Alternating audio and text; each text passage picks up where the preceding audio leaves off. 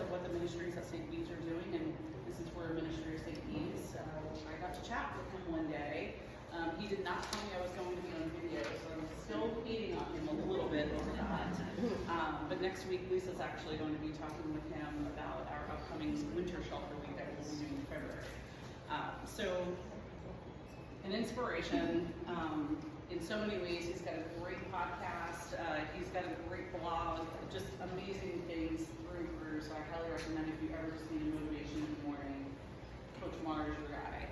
So with that said, I wanted to really help inspire this season and what you all do for us here. And he was so gracious enough to say yes to me when I said if you can give a few words. So he's going to be chatting for a little bit. So I hope you all enjoy. If I don't see you, and I'm sure I'll be seeing a lot of you between now and Christmas, please have a great Christmas. Thank you again for this amazing, amazing data, over 18,000 hours. So thank you.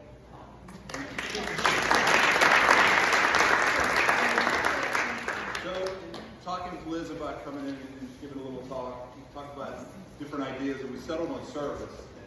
And I kind of realized I'm talking to volunteers at Williamsburg House of Mercy about service. So, to a degree, I am preaching to the choir, and I recognize that.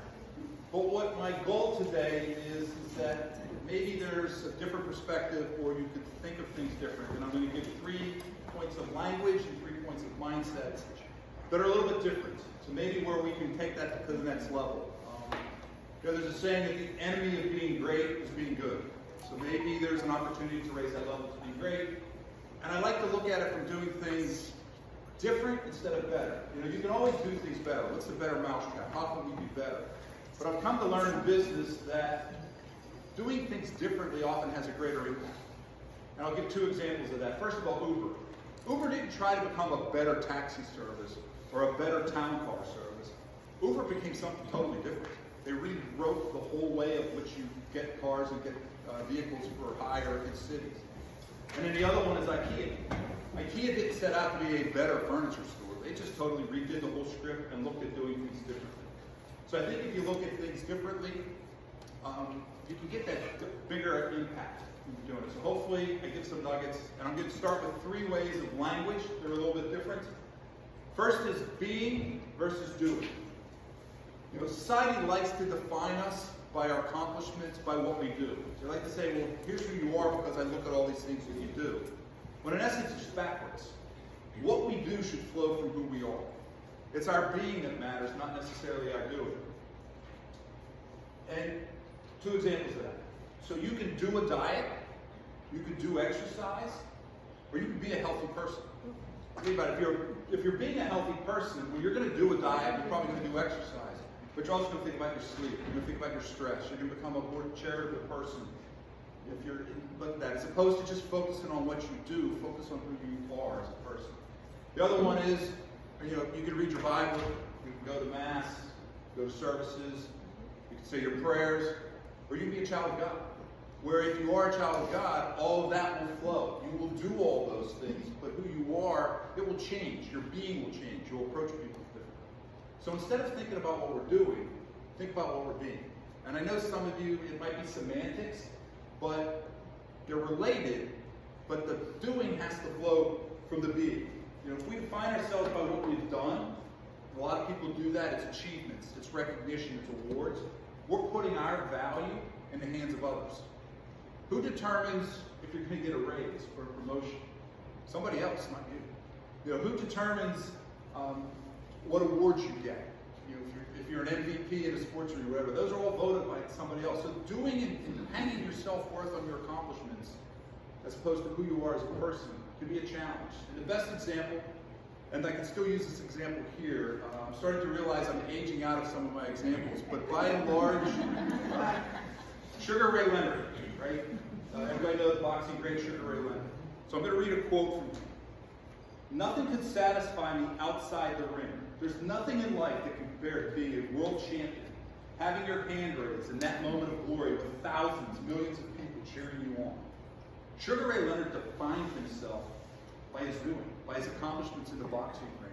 And if you know the rest of Sugar Ray Leonard's story, he retired, came back, retired, came back, struggled with depression, He couldn't find a sense of worth outside the boxing ring because he had defined himself on his accomplishments and his doing. You know, Aristotle is the one that said that true happiness is found by leading a virtuous life and doing what is worth doing. You know, focusing on one's life potential in your efforts and in your actions. But that's not our gift to the world. You know, the Christian philosophy is based on our presence, our smile, our touch, our sense of possibility, the mystery of life, the being and not the doing.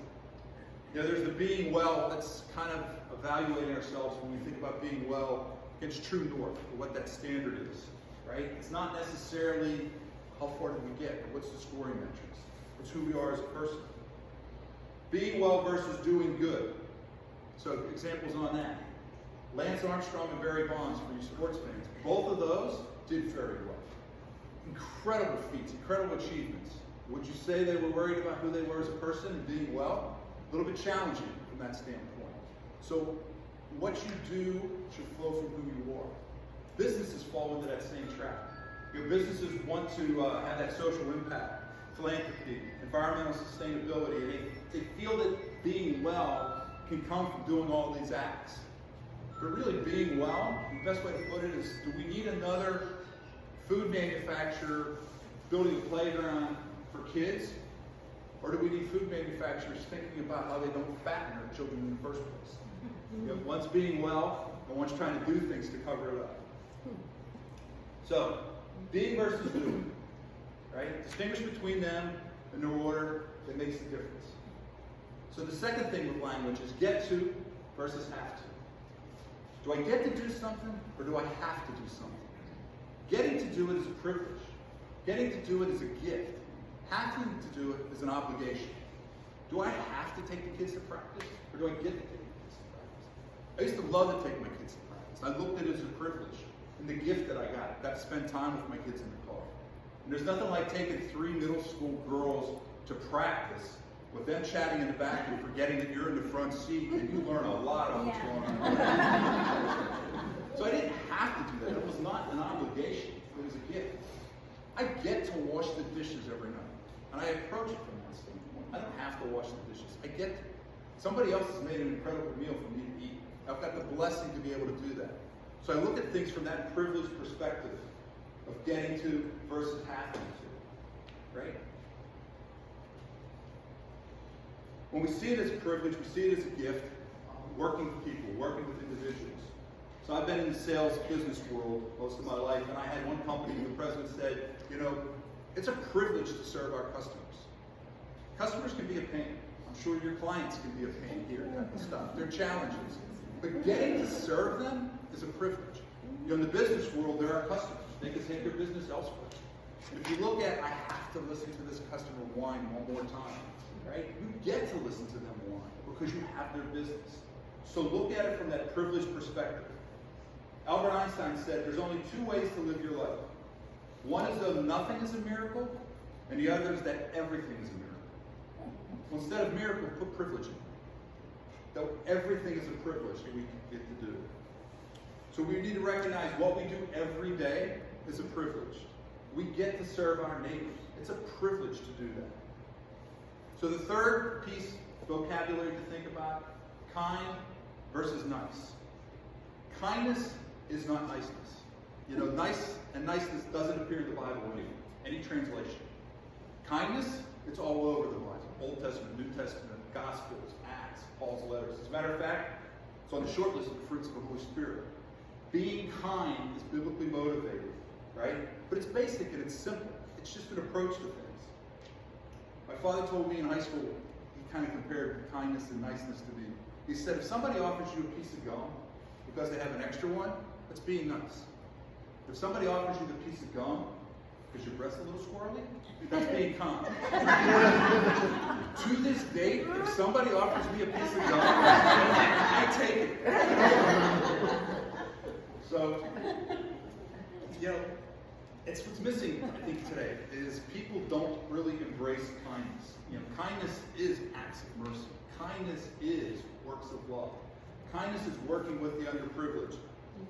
Kindness looks like fellowship and hospitality, or is what I read on the Williamsburg House of Mercy website, radical hospitality. And I love that phrase. So, when we think about the language, is Williamsburg House of Mercy more about what we do or who we are? Do you look at things from, I have to do this, or I get to do this? Are you concerned with being nice or being kind?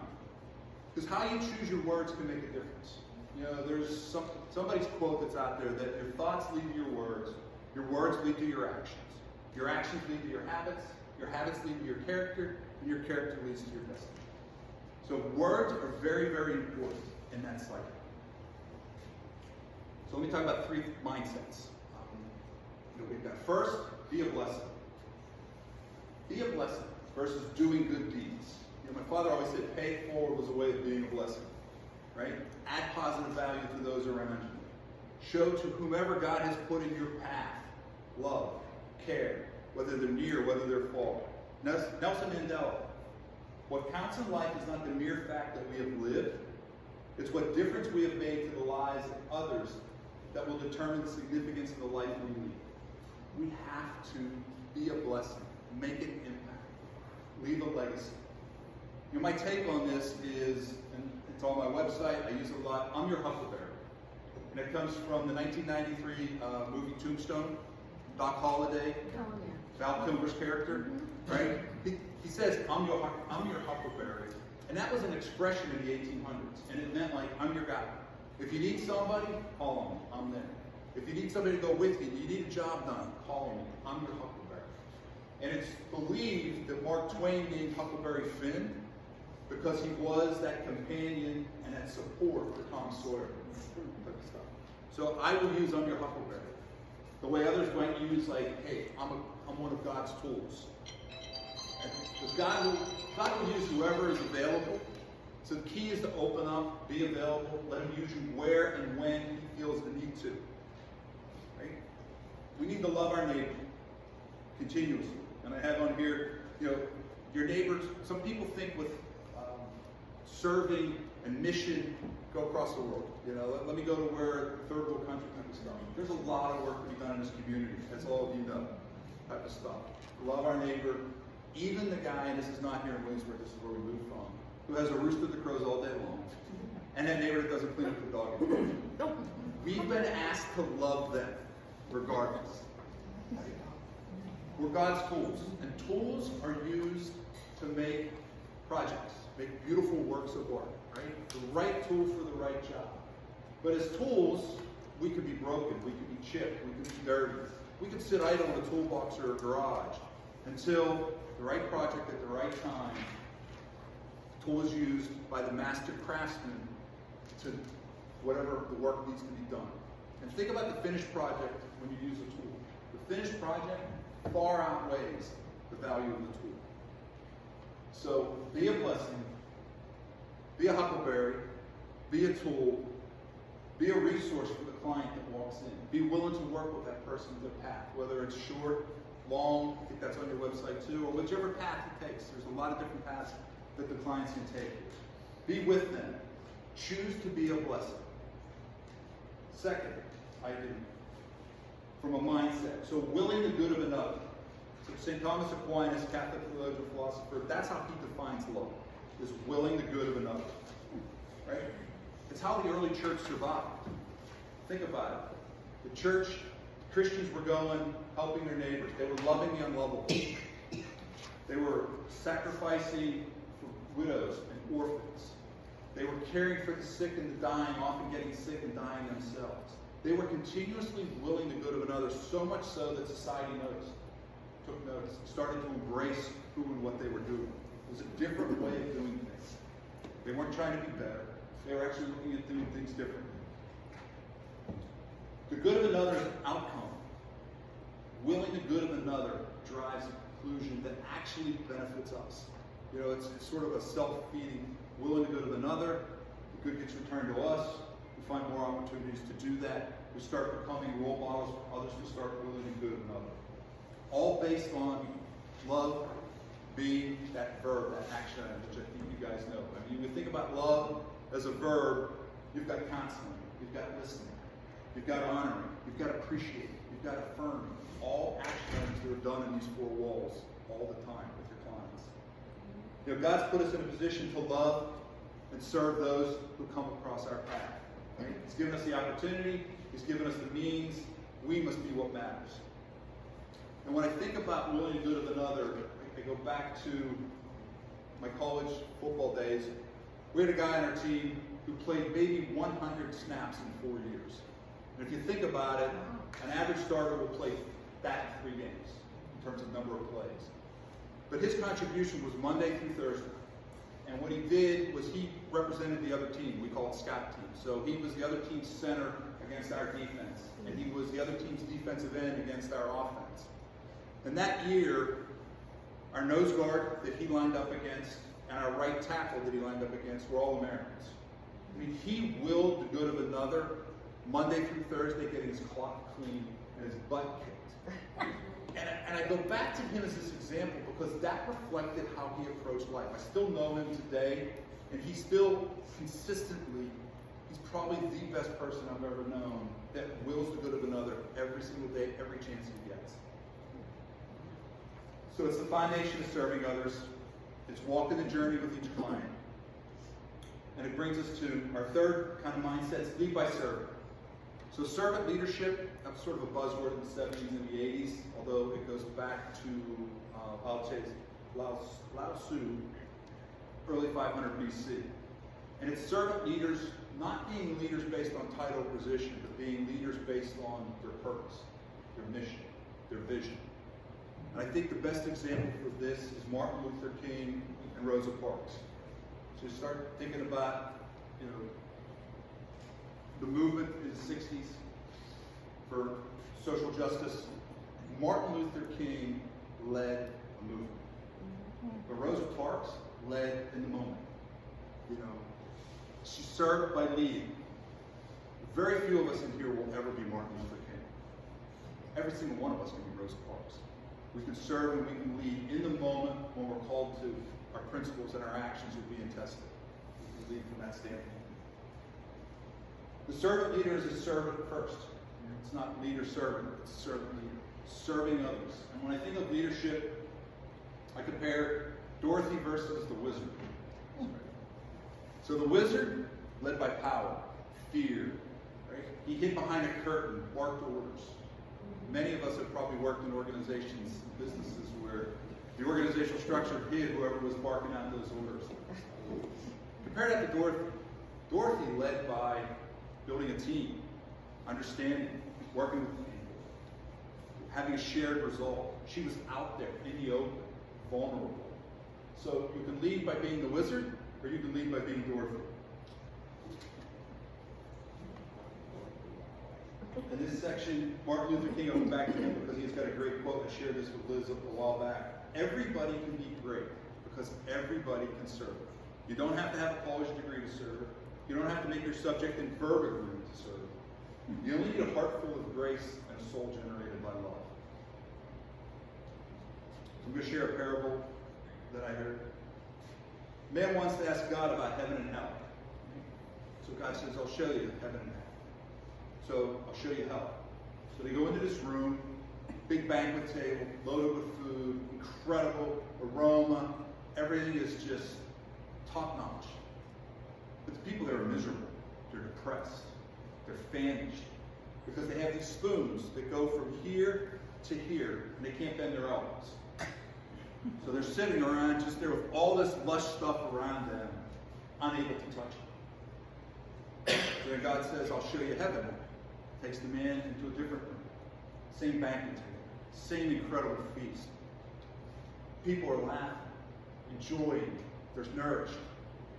But they also have the same spoons. They can't. So the man says, wait a second. Same table, same great things, but people have those same spoons. And God says, yeah, but the difference is in heaven, we feed each other. We help serve.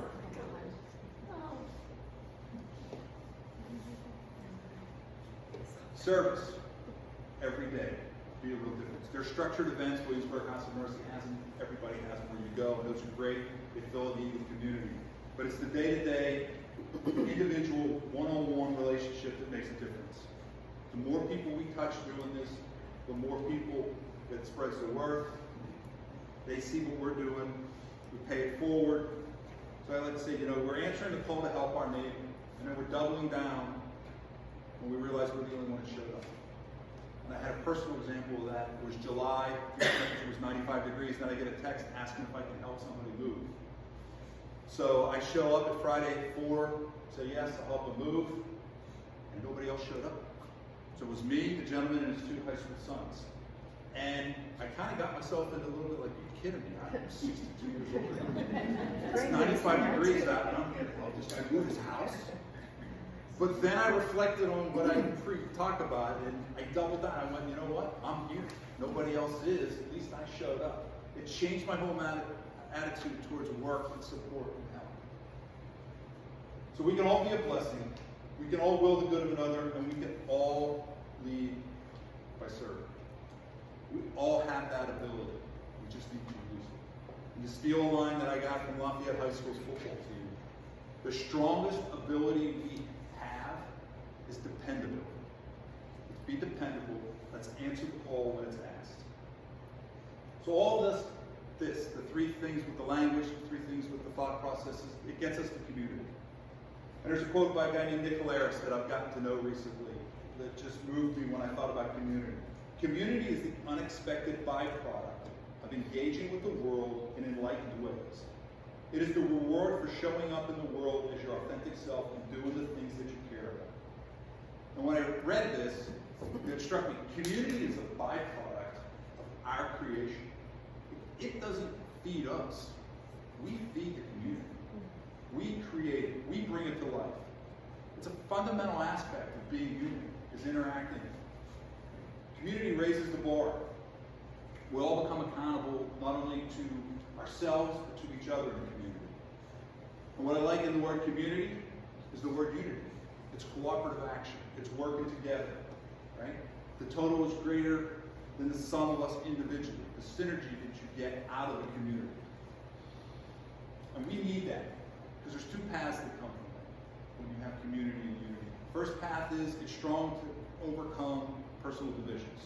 And we got a lot of silos, we got a lot of tribes, which is the key word. Community gets us past that. And to solve today's complicated problems that we've got, because they continue to get more and more complex, community is a path to do that. And I was on a business trip this year. I get a rental car, and as I go to check out, the woman who's checking me out at the rental car has a necklace with a pendant. And it's just a puzzle piece, jigsaw puzzle. And I said, wow, it's kind of a neat thing. I said, is there a story behind that? She said, yes. She said, it reminds me every single day that I am just a piece of the puzzle, that it's bigger than me, that it's greater than me. But it also reminds me that without my piece, the puzzle isn't complete. So we all are a piece of that puzzle. Let's not think we're bigger than the puzzle or that our piece is the puzzle. But let's also understand our value in completing that picture by that puzzle piece. And in building a community, we need to be committed to working towards a more perfect union. That's in our Constitution. Our founding fathers, right? They envisioned that as a living, growing document.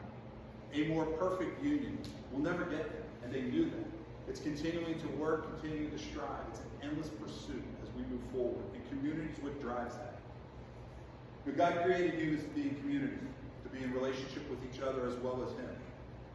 But the first time God ever said something was not good, Genesis chapter 2, verse 18, God said, it is not good for man to be alone. We are called to be in community. So what you and I do feeds what we become. And that's an adage that I picked up in coaching. And I started with freshman kids who were all just running around doing their own little thing. And I was like, look, what you and I do feeds what we become. The individual actions are meant to feed a community, to aspire to grow. So, in closing, I take my mantra from Luke 12:48, which is to whom much is given, much is expected. To whom even more is given, even more is expected. And I've been given a lot. I've been given a lot of talents. I've been given a lot of things. I think I've been given privileges that I need to invest in work. So I continue to do that. And I believe that being Christian, we're saved by grace through faith. But that is demonstrated through acts of love and works of mercy. We've been called to be active participants in the world. And that serving others is not a request, it's not a good idea, just a good idea, and it's not something we ought to do. Serving others is something we are commanded to do. It is the rent we pay for being here. So thank you for your time and attention. I tried not to be too preachy, and I hope the choir maybe walked away with a couple nuggets. See, it's something that you could pick up on. There's a handout that captured a few of these things. If you like what you heard, on there, I do have a website. I do blog. I'm now podcasting from that standpoint, so reach out. But let's make sure we understand the privilege we have to be the blessing, to will the good of the others, to build the community around us. So, rejoice and Godspeed.